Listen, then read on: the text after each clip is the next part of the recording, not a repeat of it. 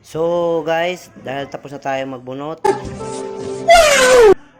uhulihin naman natin guys kung sino nagpapasok ng tsinelas. Ay, ang galing talaga. Naglilinis ako tapos yung tsinelas mo. Halika nga dito, halika. Dito, tingnan mo nga ito rito. Halika dito, dali. Ito nga.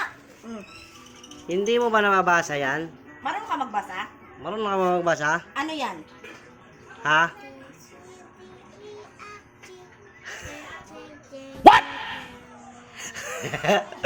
Ang galing mo magbasa. Galing mo magbasa? Hindi naman yun. Alphabetical naman yung sinasabi mo. Huwag ipasok ang tsinelas. Hey, sweetness. Pakiusap, huwag ipasok ang tsinelas na galing sa labas. Saan galing yan? Tingnan mo nga. Oh. Saan galing yan? Ha? Saan mo dapat iiwan yan? Yun na. Saan mo ilalagay? Ah, sa Bilis labas. na. Labas ka.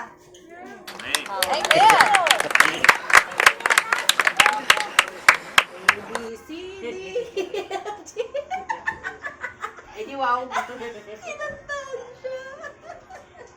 May isa pa, may isa pa. Wala. Walang tsinelas. Ay, ang galing oh. Marunong magbasa to. Ano sabi? Marunong ka di ba magbasa? Di mo pinasok ang tsinelas. Ano sabi dito? No! Anong basa mo dito? Bawal magpasok ng tsinelas. Ah, Very good nga. Bawal.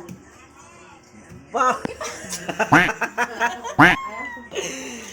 Bawal. Pasok ang tsinelas na galing sa labas. Ba't bawal? Bawal. Mali ka rin. Bawal pasok ang tsinelas. Galing sa labas. Bawal pasok. Namin, may dinagdagan. Hop! Ay, ay! Sino ayay? Wala ka nabasa?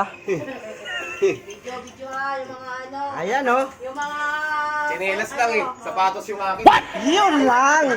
Wow! Mali ka, mali eh. Yun lang, hindi Dapat pati sapatos.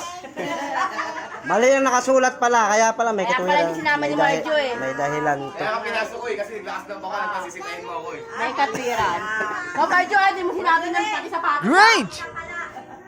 Sana pala patig sapatos. Ba't tsinelas lang ang sinabi mo? Pinasok kita sapatos niya. Papaguran ko yan, asawa ko eh.